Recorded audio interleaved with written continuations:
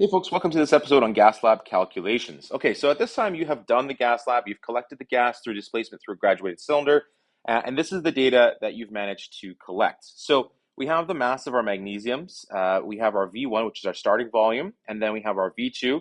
So the first step is to try to determine the delta V's for each trial. So we can do that by subtracting the V2 minus V1. So let's do that for the first one, 58.7 minus 12.3. And we would get 46.4. Now, if we do that for all of them, 46.6, 32.8, and 46.3 milliliters, respectively. Now, what you can see is that there's one outlier here, and that is going to be trial number 3. So it's not suiting the rest of the data. So what we're going to do is we're going to go remove that data. We're not going to use this data for either the average calculation for the volume or the average calculation for the mass. So that's what we're going to do next. Let's take our averages. So we're going to take the data from trial number 1, trial number 2, and trial number 4 and divide that by 3. And we'll have 0.050 grams as our average for our mass. And then we're going to do the same thing for this, 1, 2, and 4 divided by 3.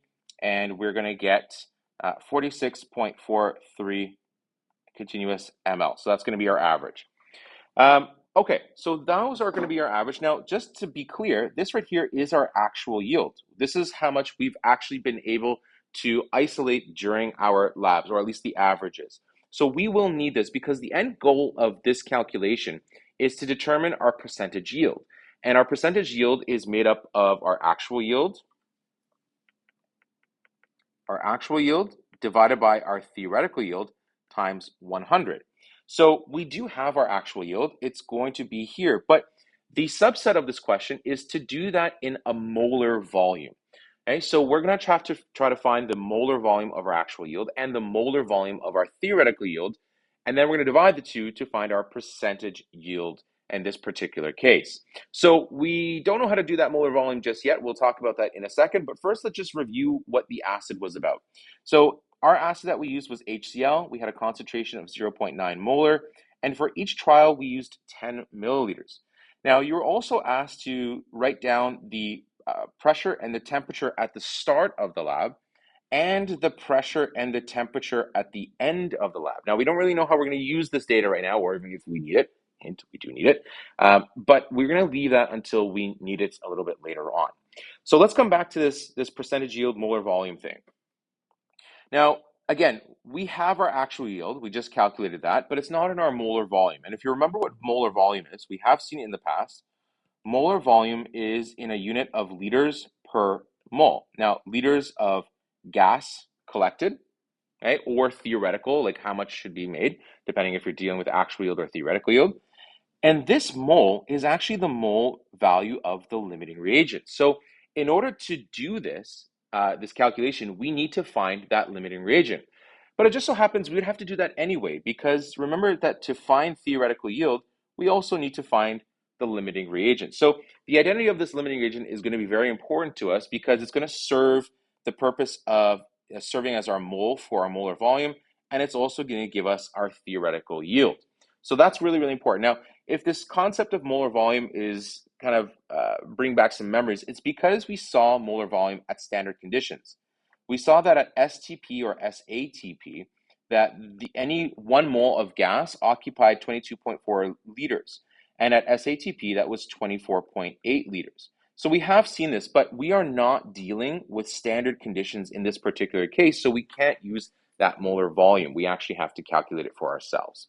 All right, so the first step is going to be trying to figure out the identity of the limiting reagent so that we can also calculate the theoretical yield and also serve as the mole volume or the mole amount for our molar volume. Now, in order to do our limiting reagent, we first need a balanced equation. So in this particular case, we have magnesium metal reacting with hydrochloric acid. And this is a single displacement reaction. Remember that magnesium is a cation, and so is the hydrogen in the hydrochloric acid because it ionizes in water. So the question is, will magnesium be able to displace the hydrogen? And this is where you have to go back to your activity series to see if this is going to actually happen. Yes, magnesium is higher than hydrogen, so it's going to be able to displace that hydrogen. And so what we're going to get is we're going to get Mg with Cl, 2 plus, 1 minus, cross, cross. We're going to get MgCl2, and that's going to be aqueous, plus hydrogen. Recall that hydrogen is diatomic, so we need an H2, and it's highlighted in red on the periodic table, so it's a gas. To balance this, we need a 2 here, so our ratio is going to be 1 to 2 to 1 to 1. Perfect. All right, so we are going to need this ratio to do our first step, which is going to be calculating the theoretical yield and at the same time finding our limiting reagent. So number 1, calculate LR/TY. Okay, so we're going to start off with our amounts, mg, cl. So we're going to pull our values from what we have here. So we had an average of 0.050 grams of this. And we're going to need the molar mass to convert this into moles, so 24.31 grams per mole. And then for the HCl, we need our equation C is equal to N over V. Rearrange it to N is equal to C times V. So our concentration, again, at the top here, we had 0.9 molar. So I'm going to expand that unit into mole per liter. And we use 10 milliliters of that. So that's going to be 0.01000 liter. Okay, so now we're ready to convert. Our grams are going to cancel out, and we are going to get 0.002056767 mole of Mg. And then for our HCl, it's going to be 0.009 mole of HCl. Okay, now we need to choose a product to compare, and we are looking for the theoretical yield of the gas, so we should use the gas to compare. So that means I'm going to do a molar ratio between my moles of Mg and my moles of H2. Again, mole of H2 on the top for this one because we want to choose the same product to compare for both, and mole of HCl. So again, in this particular case, we're saying, well, if Mg is the limiting reagent, how much H2 is going to be produced? If HCl is the limiting reagent, how much H2 is going to be produced? The one that produces the least amount of H2 is going to be our limiting reagent. Now we need our ratios, which come from our balanced equations. So you can see that we have 1 for our H2, so we're going to put that there. We have 1 for Mg, so that goes there, and a 2 for the HCl. All right, so our moles of Mg cancel out, moles of HCl cancel out, and we are going to get our potential theoretical yield. So in this case, it's a 1-to-1 ratio. We get a 0.002056767 mole of H2 produced. And in this one over here, we're going to have 0.0045 mole of H2 produced. So what you can see is that magnesium produces the least amount of H2, which means that our limiting reagent is Mg. And this right here, we just calculated is our theoretical yield of our hydrogen. Now, again, we crossed out the other one because those were both theoretical calculations until we decided that, yes, in fact, magnesium was our limiting reagent. And so the theoretical yield is actually going to be the one produced from the magnesium. Okay, perfect. So we have our value of our limiting reagent. This is going to be the important one. This is our mole value. This is our mole value of our LR. So we're going to need to use that. And then again, we've calculated our theoretical yield. So just remember that this theoretical yield is in moles, and we're looking for molar volume. So we have to convert this into liters. That molar volume is not this mole. Remember, that mole comes from the magnesium. So let's clarify that in our next steps. So step number 2 is let's calculate the molar vol of actual yield. Okay, so our molar volume of our actual yield. So let's go back and let's see how much we actually produced. And we produced, or we were able to isolate 46.43 ml. So our volume, 46.43 ml, was our actual volume that we isolated. So we're going to turn this into liters because remember, molar volume is in liters per mole. So we're going to convert that into liters, and that's going to be 0.04643 liters. Okay. So once again, molar volume is going to be liters per mole, and this mole is of our limiting reagent. So we have our volume in liters, 0.04643 liters, and we're going to divide by the mole of our LR. So it's going to be 0.002056767 mole of our magnesium. If we calculate this through, our molar volume for our AY, so our molar volume of our AY is going to be 22.574639 liters per mole. Okay, We've got half of our percentage yield equation done. Next, let's determine our theoretical yield. So what we're going to see next is our molar volume of our theoretical yield. Okay, now our theoretical yield didn't even have a volume. It was found as moles. It was found right here. This is our theoretical yield of H2. And we found out that our theoretical yield was going to be 0.002056767 moles of H2 gas. Now we need to bring this into a volume, but all we have is moles. This here, we can use our ideal gas law, PV equals nRT, and solve for V. But in order to do that, we need to find our T and our P. Oh, that's right. We had that up here. So to do our ideal gas law, we need our gas constant, which is fine. We can get that, no problem. We need our moles, which we have right here. This is the moles that we're going to use of that H2 gas. But we also need the T and the P for that. So let's go back to this data and see how we're going to use this. So we have two values here, our P1 and our P2, as well as our T1 and our T2. So let's take an average of these. If we take these and we add them together and we divide it by 2, we're going to get an average of 100.52 kPa. So that's going to be our volume for P that we're going to use.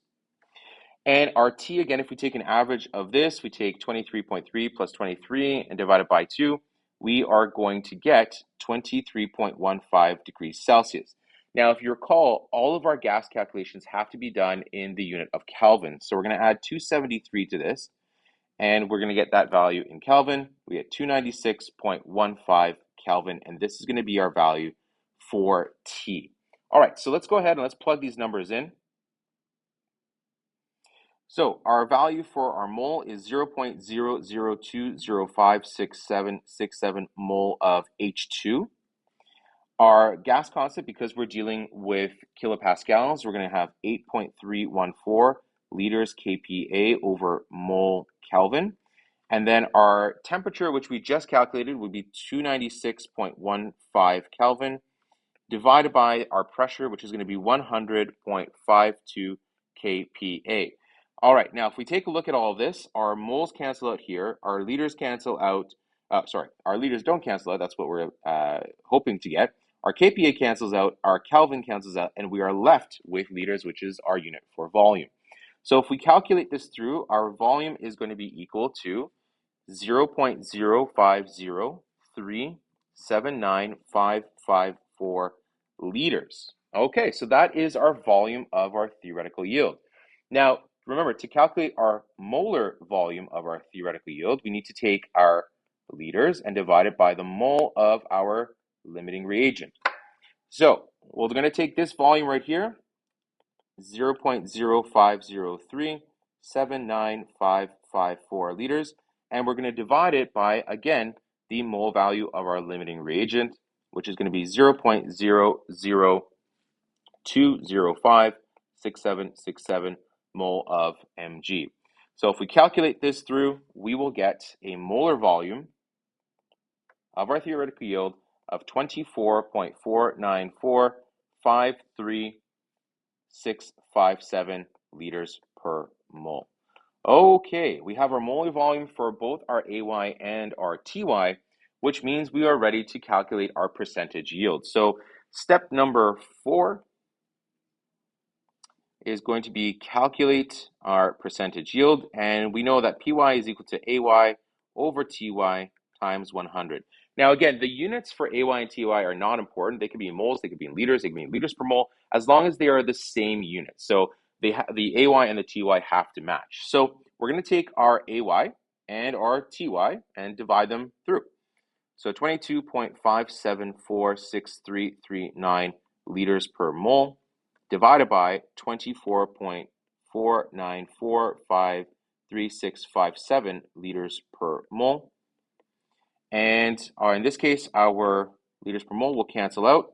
And if we multiply that by 100, we will get our percentage yield. And that's going to be 92.1604021.